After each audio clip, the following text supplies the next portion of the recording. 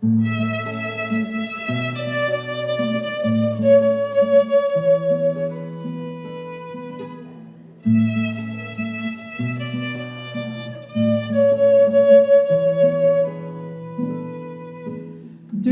not be daunted by the enormity of the world's grief. Do not be daunted by the enormity of the world's grief. Do justly now, love mercy now, go humbly now. You need not complete the work, but you cannot abandon it. You need not complete the work, but you cannot abandon it. Do justly now, love mercy now, go humbly now.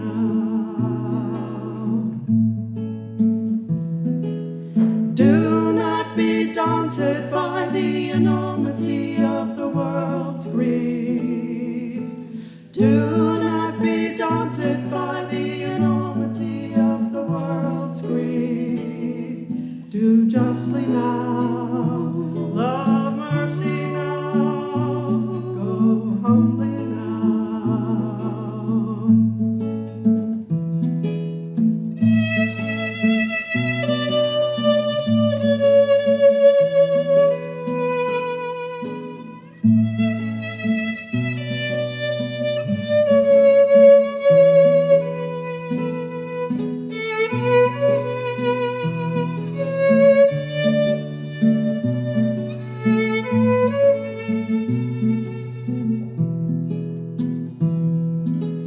Do not be daunted by the enormity of the world's grief. Do not be daunted by the enormity of the world's grief. Do justly now, love mercy now, go humbly now.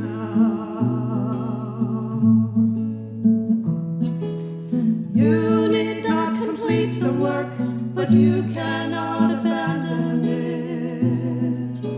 You need not complete the work, but you cannot abandon it. Do justly now, love mercy now, go humbly now.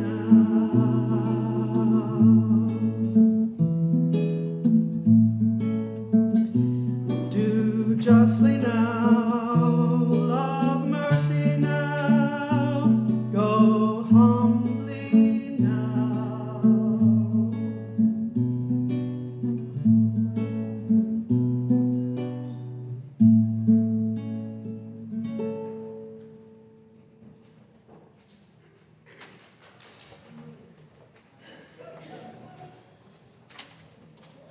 Good morning.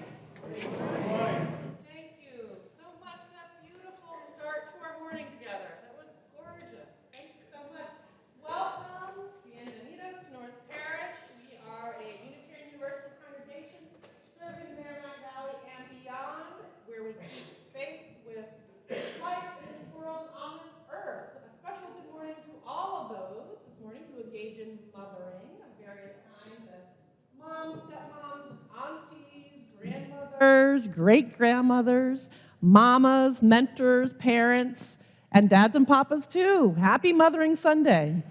And a tender good morning to all for whom this holiday, this secular holiday, brings up some grief, who are missing mothers or children today, or whose mothers were absent for any number of reasons. We are so glad you're here with us this morning.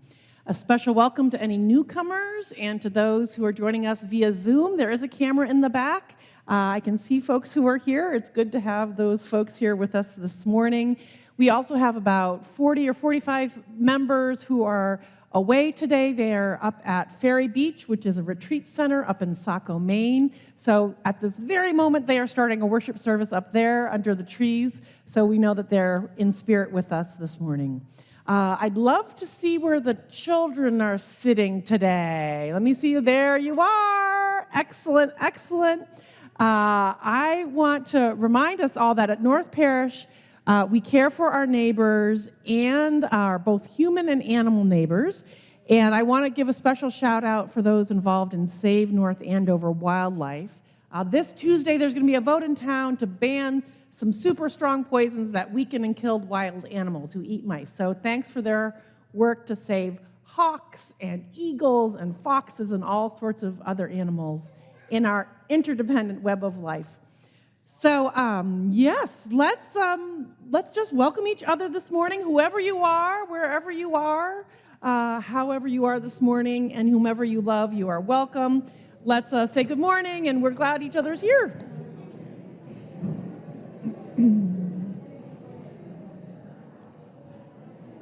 Good morning. You are welcome to do so. No.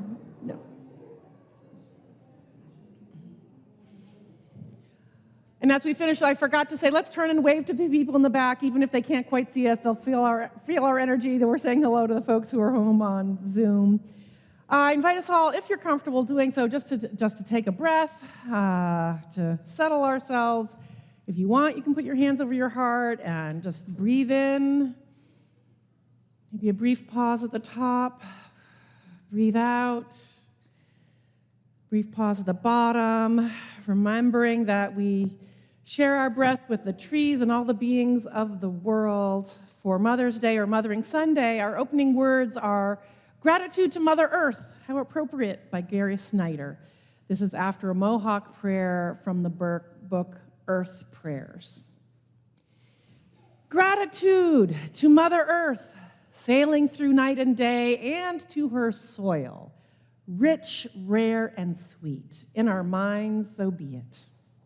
Gratitude to the plants, the sun-facing, light-changing leaf and fine root hairs, standing still through wind and rain, their dances in the flowing spiral grain. In our minds, so be it.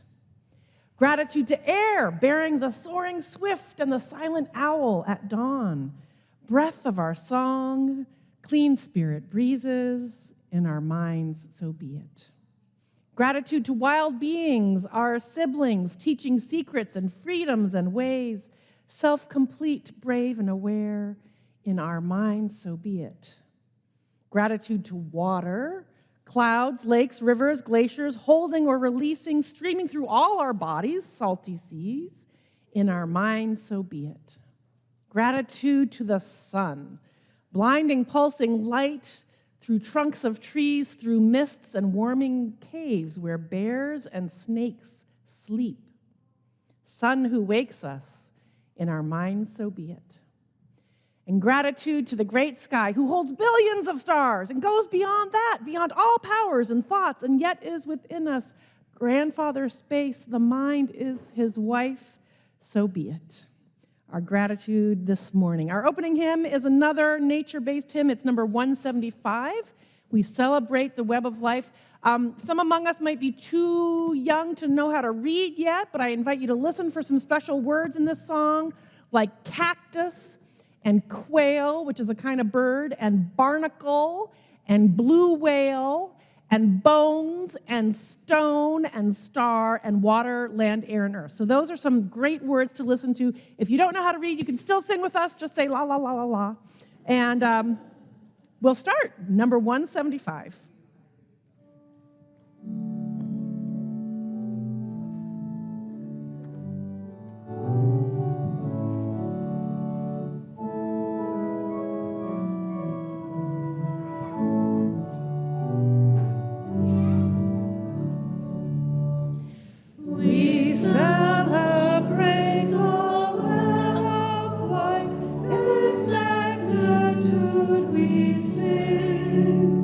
Oh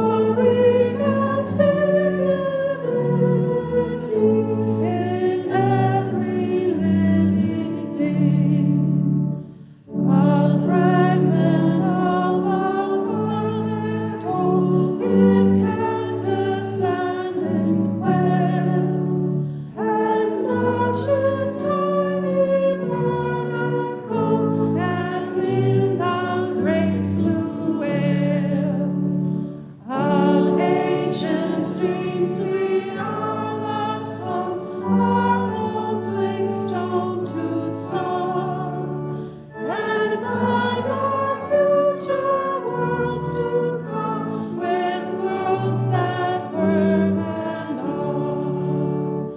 Respectful water, land, and air, which gave all creatures birth. Protect the lives of all that share the glory of the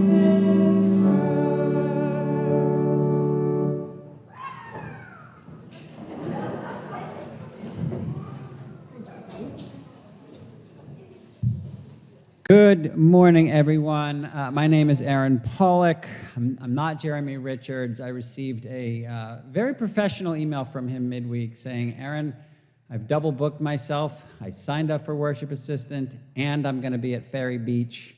Can you help? And I said, sure. I'm a member of the Board of Trustees, a member of the choir, and your worship assistant today. And we have a few brief announcements to share, and then Reverend Lee has a long one. First, we ask everyone to put your phones in worship mode for the next hour. Reminder, we often show applause using American Sign Language like this. I wanted to just double check on YouTube to see what they actually do, and the videos are like 2 seconds long. It's just this. That's all it is. There are stairs near the entry and an elevator through the door to my right, which is working. If you are a newcomer, you'll find visitor cards in the entryway and pew racks. Please fill one out and put it in the collection plate when that comes around. You can read in the order of service our website and our weekly e-news about upcoming events, which include the annual meeting next Sunday. As is required in our bylaws, I will now invite Reverend Lee to read the warrant from the pulpit. Hold on to your hats. Here we go. An annual ritual of reading the warrant.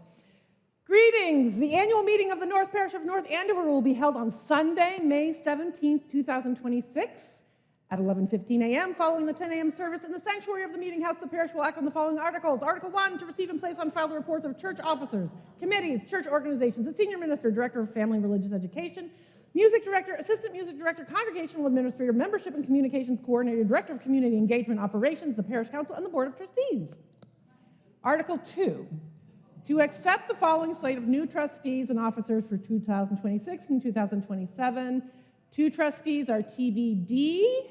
1 trustee, Kat Valerio, for a 3-year term. Treasurer Chaz Bicking, 1-year term. Clerk Cathy Slade, 1-year term. Collector Klaus Unterkofler, 1-year term. Moderator Adam Hamill, 1-year term. Article 3, to accept the following slate for an endowment committee member to serve a 2nd term. Barbara Wrightson. Article 4, to review and accept an annual budget proposed by the Board of Trustees for the 2026-2027 fiscal year. Article 5, to ratify a vote of the Board of Trustees to authorize emergency repairs to the air source heat pumps up to a total cost of $25,744.66 to be taken from the plant fund. Article 6, to act upon any other business that may properly come before the meeting. Respectfully submitted, Kara Frasino, Secretary of the Board of Trustees. Thank you.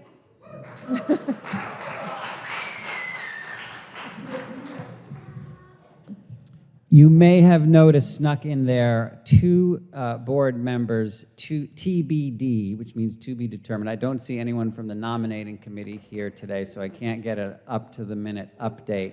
It's really important that we have a full board.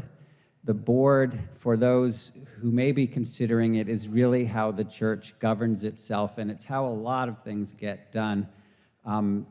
Like when the elevator does break and the cost is extensive, we have to vote on that. And when you join the church, we actually have to vote on that. Things like that. Lots of things happen that the board oversees, and it's in the bylaws. We need to have 7 folks, and I think right now we have 5. So please consider that. I'm a very busy person, and I've been doing it, and I'm still here. So it's very doable. Even though it's Mother's Day, I want to give a shout out. I'm going to try to lead the song circle. We're going to try to sing today, even though it's Mother's Day. So at 11:30 in the chapel, please join us if you want to do some spirited singing after the service. Otherwise, we hope you'll join us for refreshments, conversation, and fellowship downstairs in Freeman Hall. Those are our announcements. If you are zooming into the service, you may wish to light a candle or chalice at home, and I'll invite Reverend Lee to light our sanctuary chalice, this ancient symbol of communion and equality, of mystics and heretics, reformers and refugees, artists, activists, and Unitarian Universalists everywhere. Will you please join me in our chalice lighting words printed in your order of service? Life is a gift for which we are grateful. We gather in community to celebrate the glories and the mysteries of this great gift.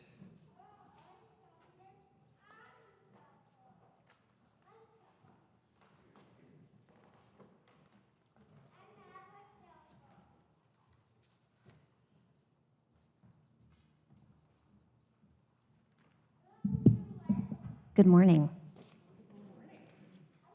Who here, show of hands, loves trees? Awesome. I love trees. Why do I love trees? Because they are pretty, they provide shade, they can provide nuts and fruits. If you've ever watched the show Friends, Phoebe would say because they're leafy. Their roots can extend 25 to 50 feet from the trunk, so its roots absorb extra rain and prevent soil erosion, and it even improves the soil. So one of the most important things that they do is when we breathe in oxygen and breathe out carbon dioxide, they do the opposite. So what a great team we make, humans and trees. We have a photo of the church that lets us know that there's one tree in our backyard that is 200 years old. It's a photo that would have been around the time that this meeting house was built in 1836, and it's been growing back there for all these years. Deb Putnam and Reverend Lee brought some branches that have fallen from that tree to show you. Aren't they interesting? It's a sycamore tree. So some of us have sections of the tree at home as part of our home altars, and we usually call the tree the witness tree. But today, for Mother's Day, we could call it the grandmother tree. 200 years is such a long time. It was out in the churchyard growing when the Civil War and every other war since then has happened. It was growing when the first person walked on the moon. Think of all the people who came to church here and sat in these very pews over the last 200 years, including you and including me. The grandmother tree was here when they were coming and going, when they rang the bell, when new babies were dedicated and friends and families were memorialized. Think of all the wildlife that make a home in the grandmother tree. We have squirrels and bugs and birds, and there is a rumor that there might even be frogs living in it sometimes. Frogs. Not too long ago for Ari, we went outside in the backyard near the tree to meet some baby chickens, and before that we had a drum circle at the foot of the tree. It provided us with shade and oxygen, and it's a part of each of our lives. And think of all the church gatherings over the last 200 years, the drum circles and kids playing games out there at the foot of the tree. There have been. The tree is part of our life now, but I also like to think that we are a part of the tree's life too. I brought some water in this jar, and in a moment when we leave for our RE groups, we're going to take a detour out to visit the grandmother tree. We'll pour a little water at the roots of the tree and give the tree a blessing, and we can all thank this beautiful tree for everything that it has given us. And now I invite the grown-ups to sing the kids to their RE groups. The words are in your order of service.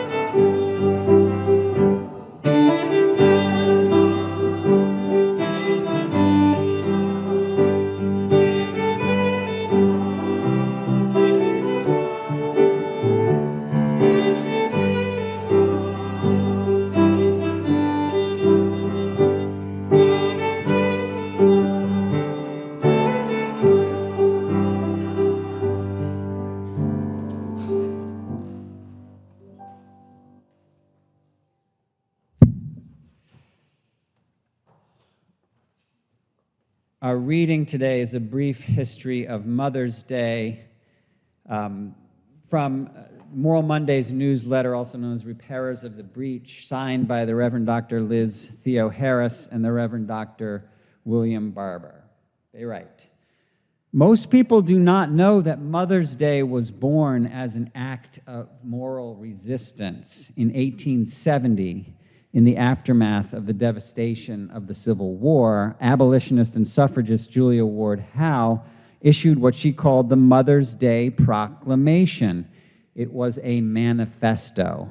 She called mothers across every nation to rise up and refuse to surrender their children to war. She believed that women who had brought life into the world had a sacred and particular authority to say, not our children, not our families, not our neighbors, not for this."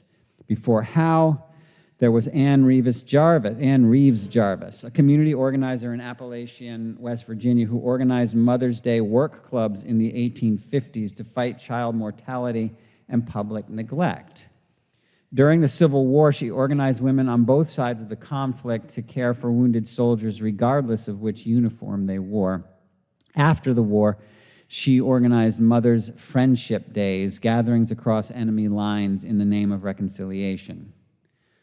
The woman who finally succeeded in making Mother's Day a national holiday, Ann's daughter, Anna Jarvis, won in 1914, and then spent the rest of her life fighting the commercialization of what she had built, insisting that the day was never meant to be sentimental. It was meant to be a witness.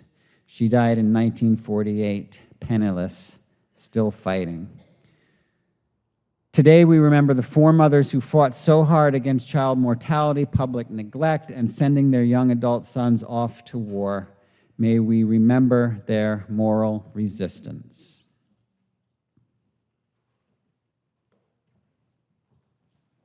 Thank you, Aaron. I invite us now to enter into a time of prayer, meditation, contemplation, each as they are best able. We start this time with lighting candles of joys, sorrows, and remembrance. There may be many of us who have our hearts full of remembrances this morning. If you'd like to light a candle silently, you're welcome to just come forward and do so. And if you'd like me to share something with the congregation, there are yellow slips of paper in the pews. Those of you who are on Zoom, I invite you to write your joys and sorrows in the chat. Those do get to me, so I appreciate being able to read those. And we also have some stones and a bowl of water up front if there's anything that you want to symbolically let go of, or if you prefer to do your joys, sorrows, or remembrances that way. So we'll enter into a time with a musical meditation, and then lighting of candles, and then further time for contemplation. So let us begin.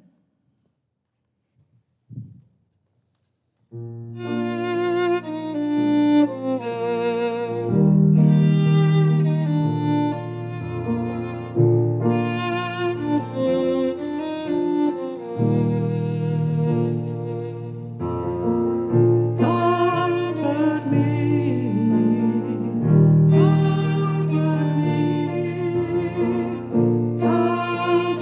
me, oh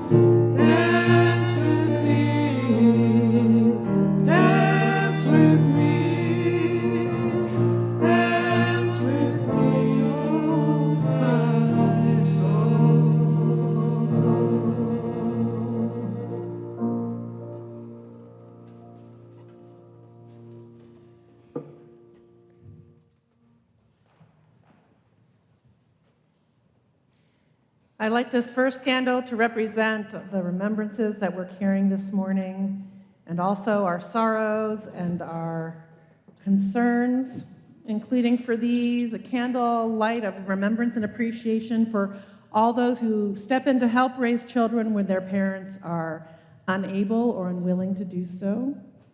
For one among us, Karen Fugue, who writes, "All week I've wanted to tell my mother about the back and forth negotiations for my new position and to share with her that I prevailed. I miss her every day." Our hearts go out to you, Karen. From Carmen Pepicelli, "Our family cat, Holly, has been missing since Thursday evening. Please send thoughts and prayers for her safe return. And if anybody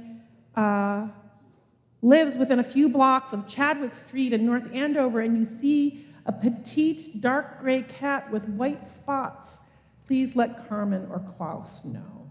And they're here. And Raphael is up in the balcony. We hope she comes home. From Stephanie Harrington and Steve Neroyan, "Our thoughts go out to the Odd family who tragically lost their 20-year-old daughter. All our hearts and prayers for that lifelong grief." We light this candle also for a dear friend, one among us whose dear friend has been suffering with a serious heart condition and another with terminal cancer.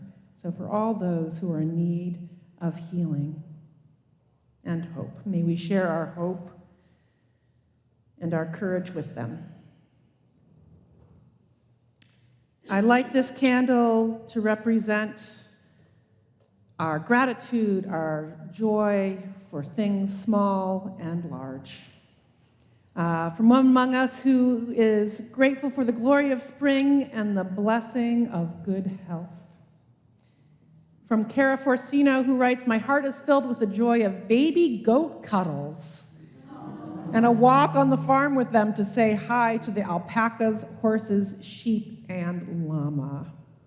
Hooray for animals.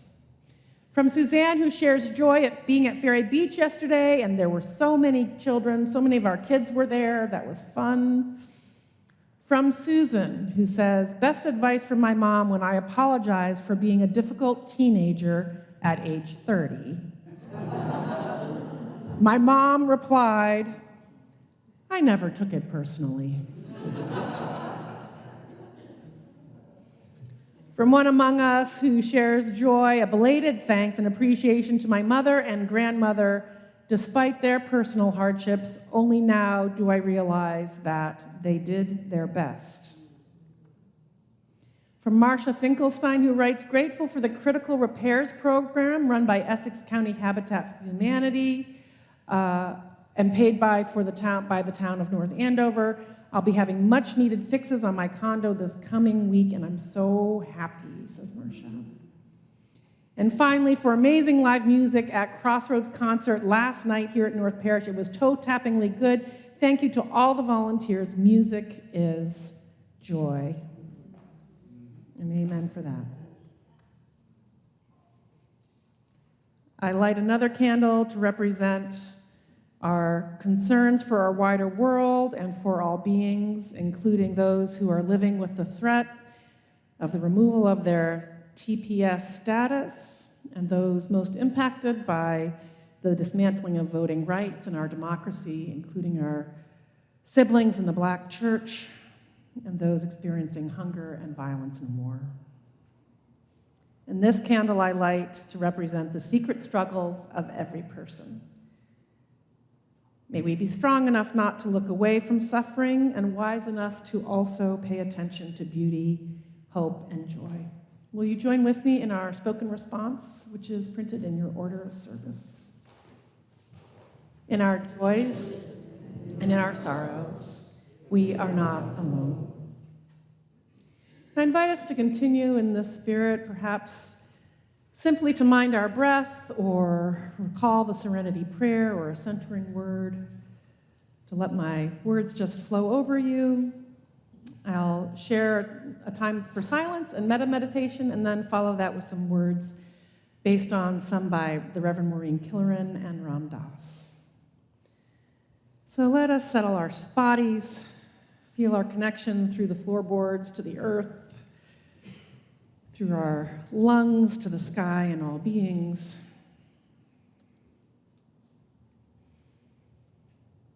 We ask that those experiencing grief may be embraced by love and comfort from close friends and from every source. We hold close an awareness that this can be a tender day, and we hold all who are tender in care. May those feeling joy know we share it with them. May we give thanks for all that is irreplaceable, for life and love in all its expressions.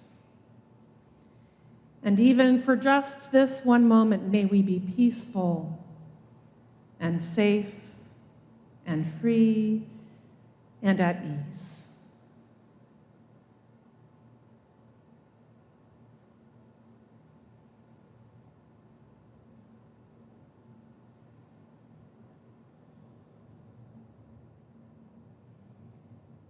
May those we know and those whom we treasure be peaceful. May they be safe. May they be free and at ease.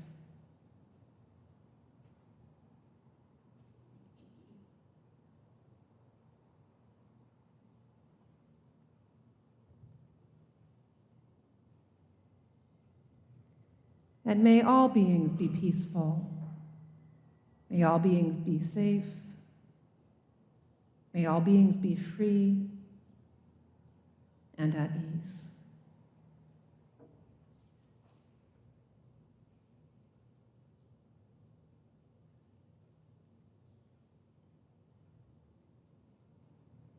The words of the Reverend Maureen Kilkelly. May we hold in our hearts the truth that mothering, nurturing is a task that belongs to us all. However old or young we are, whatever our gender, may we make room for nurturing in our lives this week.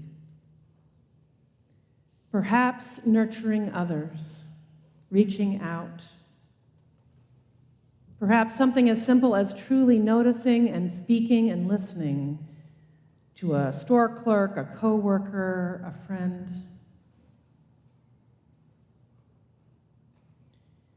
Or perhaps we will find a way to quietly nurture ourselves and those in our families.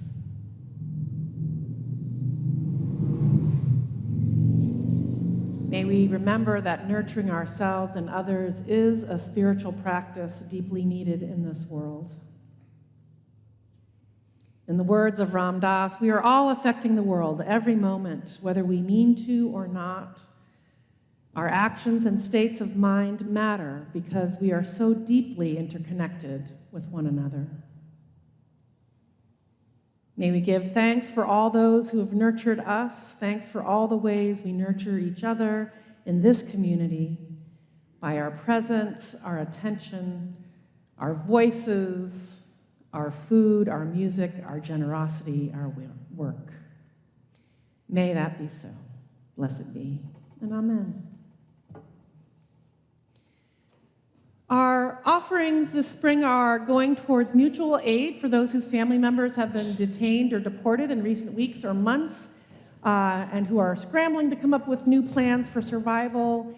We recognize that some of us have set up automatic giving online, and some of us don't carry cash anymore, but we continue to pass the plate as a ritual and a reminder of the good work of this congregation, which is sustained by the generosity of all who join with us.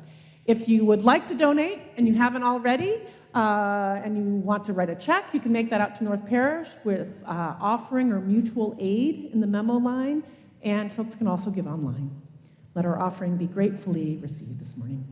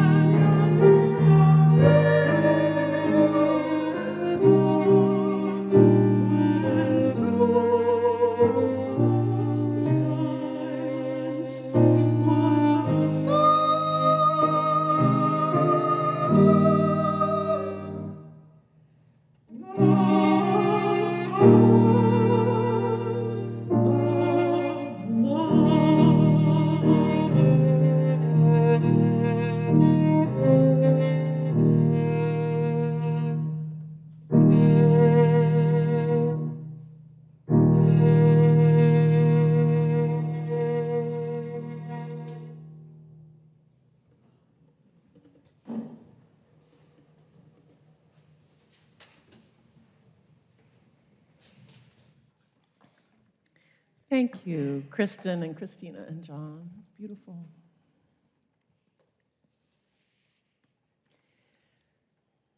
Like all of you, one of my spiritual practices as part of this community is to pay attention when someone lights a candle and shares that they've lost a family member. When the candle is for a parent, a sibling, a child, I will often invite the bereaved person to send me a copy of the obituary to include in the condolences section of our weekly e-news, and I always read those obituaries, and I never cease to be moved by them. Lest anyone think reading obituaries is a morbid practice, it is not. Short as they are, inadequate as they are in capturing the spirit of a person, they can still say so much about a life. As another spiritual practice, I just recommend writing your own obituary, maybe once every decade or so, just to see what it says. And those can eventually save your family some effort and time as well. Perhaps you too are an obituary reader, perhaps not. Perhaps you too consider it a spiritual practice, perhaps not. But I will argue that like many spiritual practices, it is a way to seek gratitude and appreciation of diversity and the evidence of this interdependent web of connections that is both right before our eyes and entirely too vast to even begin to comprehend. Reading the obituaries of your family members also tells me something about you. It helps me appreciate those who have shaped you, as well as the loss that you travel through. I am always reminded that we stand on the shoulders of so many, and that we are the shoulders upon which further generations stand. This year, as every year, several among us have faced the loss of their mothers, and of that group, 3 lost mothers who lived past a century to 101, 102, 103. To think that they were born before 1926, during the Roaring Twenties.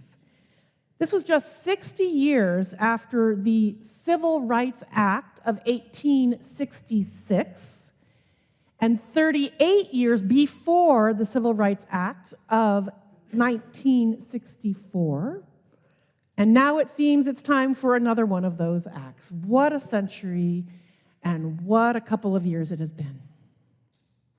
Like our grandmother tree, which I wish you could see out the window as usual. The scaffolding is in the way, but it's right out this window. So when the scaffolding goes down next September, look for, it's really a great-grandmother or great-great-grandmother tree. So that's an old tree.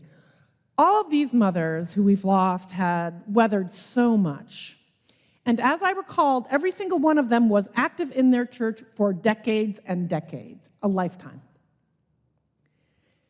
Last week, in one of the classes I'm taking, we discussed a book.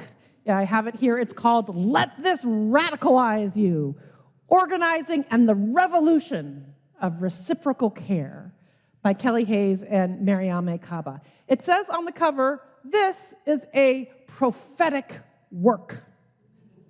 And indeed it may be. It was a good read. The title is an excerpt from a phrase that Kaba made famous, let this radicalize you rather than lead you to despair. Now, one of the things they reflect on in this book is the importance of public memorialization. And they tell a story about folks who were living in Chicago in October 2020. As we all recall, we couldn't gather together to remember people who had died at that time. And the U.S. had just reached this milestone of 100,000 COVID deaths. And in Chicago, this group called Lifted Voices set out to create a remote COVID vigil. And they had folks make memorial artwork and signs, and they made little shrines and collages, and they shared photos of this art on social media. And they put up dozens of banners all around the city with the words, "We grieve together," and names of those who had died on them. And some young folks carried out what's called a banner drop, when you unroll a great big huge banner from the top of a building. They did that downtown. And some people recorded eulogies that they would have given at in-person memorials. And then 2 artists took those recordings and put them into a mixtape and a zine, which is a small little booklet that you can hand out.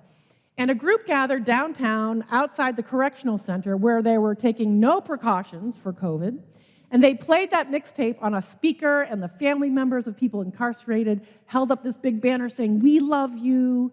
And so out of the isolation of the pandemic, through this creative art and action, they found ways to express their grief together and just resist this odd, awful normalization of mass death. The authors of the book, Hayes and Caba, write this. They say, in a world where fellowship and belonging are desperately lacking, we must relearn how to hold space and belief together in ways that anchor us to each other and to our collective moral commitments. Does anyone else here think that sounds just like church? Holding space and belief together in ways that anchor us to each other and to our collective moral commitments? Who knew that our mothers and our grandmothers and we ourselves are part of the radical vanguard of, quote, the revolution of reciprocal care? So if you hadn't been feeling like a revolutionary, welcome to the revolution. The authors go on to argue that people need to have these anchors that can take numerous shapes: a story, a community space, a sense of fellowship, a memorial, anything that grounds people in a shared sense of history and compassion and purpose. Come on now. Doesn't that sound just like church? They write, commitment itself is an important anchor, but even heartfelt commitments will often falter if people cannot develop a sustained sense of fellowship. We must be concrete in our commitments, they say, to one another, to humanity, and to the earth. And we must reaffirm those commitments regularly. Like maybe every week? On Sundays or Fridays? Maybe next week during Membership Sunday? Making a commitment, making it concrete. I found myself wondering, is this really a radical new concept or just a churchy concept that's being taken into the secular sphere because folks don't know that we're already doing it right here? My guess is that if some of our moms read this book, Let This Radicalize You, this book, which says an awful lot about the counterculture of collective care and that mutual aid is the story of this century and that care and building relationships is everybody's job and that we need grief spaces and art making and memorial gardens and poetry circles and spaces to preserve stories and to practice hope and renewal, and that we must refuse to abandon those deemed disposable by the state. And we have to reimagine the world and commit to rehearsing and building that world and develop creative ways to stay grounded. And that storytelling is at the center of social change. My guess is that if some of our mothers and grandmothers read this book, they would be saying, that just sounds like church. Amen? I've asked several folks who lost their mothers this year if they'd be willing to share a few words about what their mothers taught them, especially about creating community or curiosity or whatever else they wish to share. So I want to thank them in advance for sharing that experience, because the first year or two following a death can be so very tender. At this time, I'd like to invite 4 people up just to have a seat up front. Carol Carbonell and Patty Braden and Ken Rohr and Stephanie Harrington. All 4 of them will share their thoughts this morning. And I'm going to begin by sharing on behalf of one among us, Regina Casey, who is with her sister and niece and daughter in Ann Arbor today, exactly where she should be. Her mother's name was Shirley Irene Shunk. And Shirley was one of those people who was committed to her church and collective care for many decades. Regina writes that St. Anne's Catholic Church was where her mom grew up and got married and baptized her babies and listened to her husband sing in the choir and saw her daughters get married and her sons serve at the altar St. Anne's was where she herself served as a Eucharistic minister and greeter and school fundraiser and on numerous social committees. Regina wrote this: "There are not enough words or time to convey the positive impact our mother had on her family, friends, and community throughout her long life.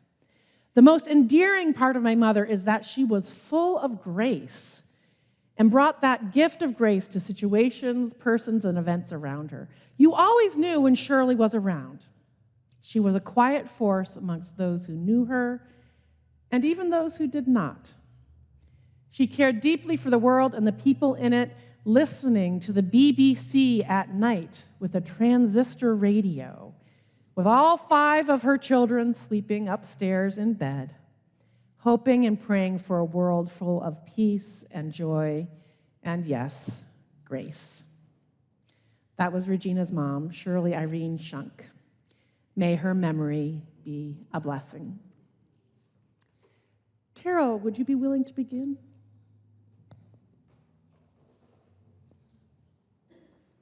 Happy Mother's Day, everybody. My stepmother died in December in her sleep at the age of 107. In earlier decades, she had survived a large childhood tumor, 2 different kinds of cancer, 2 heart attacks, and other significant health challenges. As I was growing up, she kept our family together through many ups and downs, many earthquakes. She was shaped by her impoverished childhood on a mountain in western Connecticut. She told stories about the family horse and buggy, a horse and sleigh in the winter, their outhouse, no money for toys, and the 5-mile walk home from school. From her, I learned frugality, perseverance, common sense, and the value of long-term friends, family, and church community.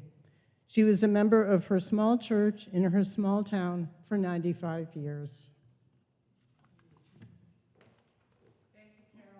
May her memory be a blessing. Patty, would you like to speak? Morning. My mom, Jane Braden, died about, hope I can keep this together, 2 months ago. She was 103, and it's kind of amazing to have a mom that long. I mean, I don't know if I'm ever going to be used to this. She, right up to the end, she thought she was 20 years younger than she actually was, so I'm like, okay, and it wasn't a vanity thing. She really couldn't imagine herself that old. And I think that she felt that way her whole life, and that just kept her going and going and going, because I'm not that old, and she always felt like she could do all of these things. It was pretty amazing. And so Mom was a member of the Presbyterian Church in Cooperstown, New York, for over 70 years. I mean, wow. That means she taught loads of RE classes, served on a variety of committees, oversaw many, many rummage sales, which she loved because she could get those clothes for us and bring them home, right? Toys and things. She baked countless cakes for the July ice cream social. And most of my parents' friends were likewise involved in the congregation. So it was a wonderful way to grow up in such a connected community in a town that was only about 2,000 people, to have this group that I was involved in from the beginning all the way through high school and college. So my mom taught me many practical life skills. For instance, how to make a great pie crust. She would say, do not overwork the dough. Your pie may not be pretty, but it will be delicious. She also taught me how to sew, to start doll clothes and then bell bottoms and flowing block print dresses and skirts. The most precious gift she gave me was her joy in the natural world. She loved her bird feeder, and in winter she was delighted by red-breasted nuthatches, evening grosbeaks, and marauding red squirrels. She knew the wildflowers of spring and summer, and would pause on a walk in the woods or fields and exclaim, "Oh, here's some pearly everlasting," or "Look at this gorgeous Jack in the pulpit." Every day she observed the sky and the light. She noted the contrast between leafy trees and the blue beyond. In spring, she was amazed and always talked about the innumerable shades of green in the countryside. Her amazement and love of nature, her gift, I carry with me every day. So it's no surprise that her favorite hymn was For the Beauty of the Earth, for the beauty of each hour of the day and of the night, hill and vale and tree and flower, sun and moon and stars of light. First of all, to thee we raise this our hymn of grateful praise. May her memory be a blessing. Ken, would you like to share? Thank you.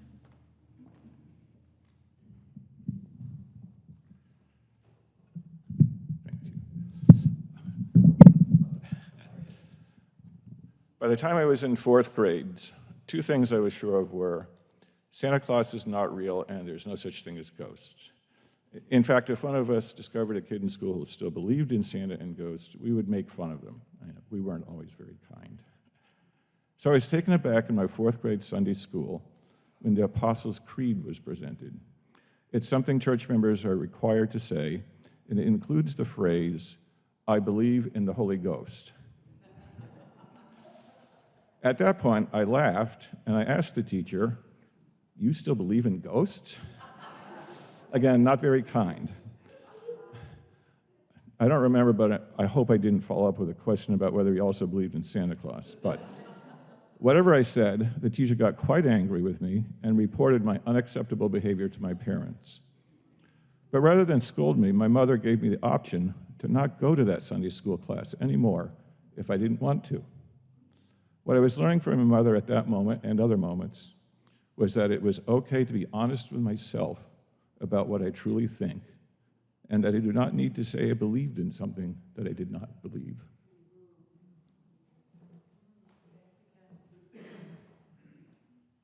May be a blessing. Stephanie, would you like to share? Good morning. My mother, Alberta, was a force. Spunk, energy, clear-sightedness, quick-witted, and yes, stubborn. She had a strong will that not everyone experienced. For her children, though, it was her way or the highway. But her stubbornness wasn't about being difficult, it was about conviction. She kept her eyes on the prize, her hopes and dreams for herself and her children to have a better life than she had. Never one to settle, my mother had aspirations. I always tell my son to get out there and knock on some doors because no one's coming to your door to offer you a job. But that wasn't the case with my mother. She loved to recount the story of when the dean of Johnson State College knocked on her door and said, you need to go to college, and offered her a full scholarship. For an ambitious young woman from a poor farming background in Vermont, going to college had never been an option. Needless to say, she loved her college days and blossomed with the opportunity. Mommy's first teaching job was in Londonderry, Vermont, where she met our father, Keith Harrington, a local guy. They married in 1958 and moved to Manchester shortly, settling into their home of 60 years on School Street. 5 children kept her very busy. We slept in the tent in the backyard, took swimming lessons at the rec pool, came home for lunch, because we lived next to the school playground, skied in the GIST program every Thursday afternoon, hiked, took day trips, visited relatives, and every Sunday and holy days we went to church, earning our baptisms, first communions, and confirmations. We didn't realize how idyllic we had it in Manchester, Vermont, because Mommy was determined to give us the best possible life. But moms are so complex. My mother wanted so much for us and didn't always accept that we needed to find our own way. The side of my mother that most people knew was her way of showing care that was never loud, never showy, and always kind, guided by her faith in God. Mommy was very generous with her time, sponsoring women earning citizenship, teaching ESOL, bringing the host to shut-ins after church, driving people to appointments, and supporting grieving families. Whether she was offering words of encouragement, lending a hand before anyone asked, or simply listening with her full heart, my mother made people feel seen and valued. Her memory is a blessing, and her spirit stays close to me, steady, warm, and guiding, just as she always was. Thanks for remembering my mother with me.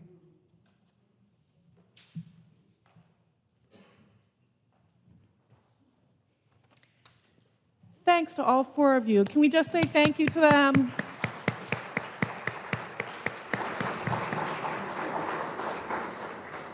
It's not an easy thing to do, and I just honor each one of you as well as each one of your mothers.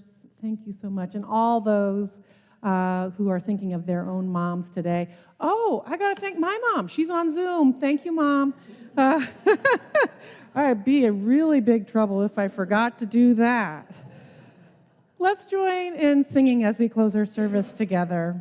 Our hymn is number 191 in the gray hymnal, Now I Recall My Childhood.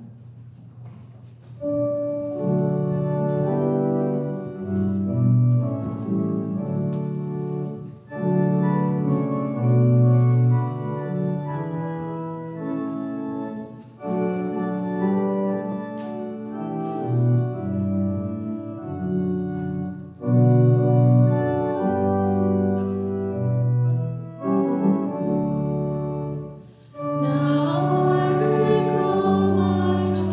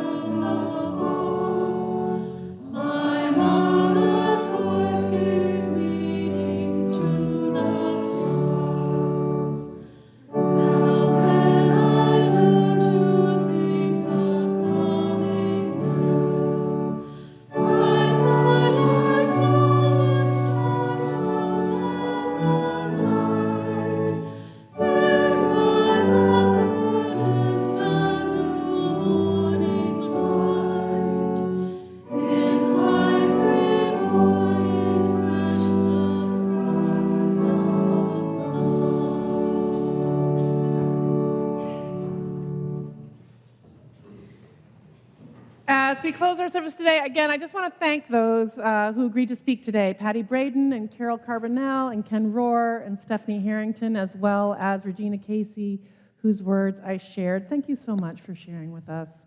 And thank you also to our special soloist, Kristin Leary. Thank you, Kristin. And as always, to Christina, voice and violin, and John on piano and guitar and organ, our wonderful music. Thank you so much. We always say worship is a team sport. Thank you to our tech crew, Evan and Carrie Ann and Steve and Raphael, and to our greeters this morning, Renee. I saw Renee out there, and our ushers, Kara and Ellen from the worship committee, and Cathy French on Zoom, and our Zoom host, Melissa White, and coffee host, Dave Lewis. I think Dave might need some help. We are definitely looking for more folks to learn the Zoom ropes and get familiar with the kitchen. But if you want to try being part of the Sunday team, the easiest place to start is as a greeter or usher, so I invite you. After the service, we do have coffee downstairs in Freeman Hall, and soul singing will be in the chapel, which is out through this door at about 11:30. Okay. Brittany is also available to help with questions about joining the congregation as a member, about getting into our church directory, all those things. She will be at the welcome kiosk downstairs, and also there are copies of a survey there that may bring North Parish fame and fortune. So I invite you to fill one out. I hope to see all of you next week at our service, followed by annual meeting. There will be sheep shearing on the common next week. So watch out for sheep. If you drive in next week and if you live really nearby, please bike or walk or carpool if you can. Let's end with some gratitude for all who have sustained us to this moment and all that continues to sustain us, and for all blossoming life and blooming love. Will you join with me in our closing words, which are in your order of service? We will go forth into the world in peace, to act with works of love, to affirm each person's dignity, and to cherish the living earth. May we go in peace and bring some of that peace out into the world and some joy. Thank you for joining us this morning. It's good to be together. Amen. As for me and my house, you will find us serving peace. As for me and my house, you will find us serving peace. As for me and my house, you will find us serving peace. Peace for all right now. As for me and my house, you will find us serving hope. As for me and my house, you will find us serving hope. As for me and my house, you will find us serving hope. Hope for all right now. As for me and my house, you will find us serving joy. As for me and my house, you will find us serving joy. As for me and my house, you will find us serving joy.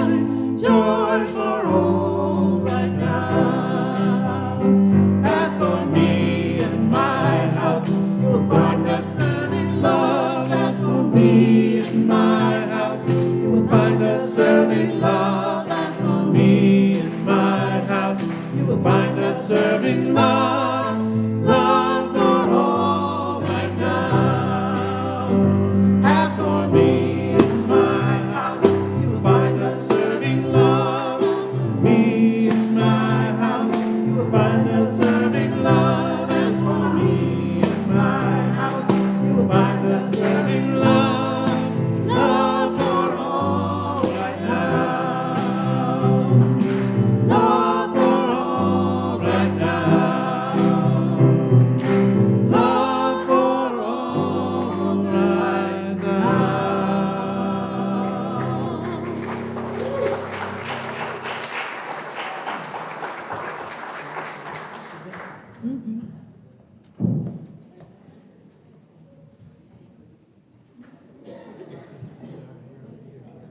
No, not today. I gotta head down towards the cave and see my babies. Thank you. That was so fun. Bring coffee.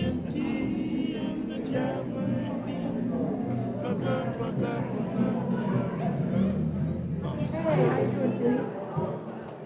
How you doing? Okay.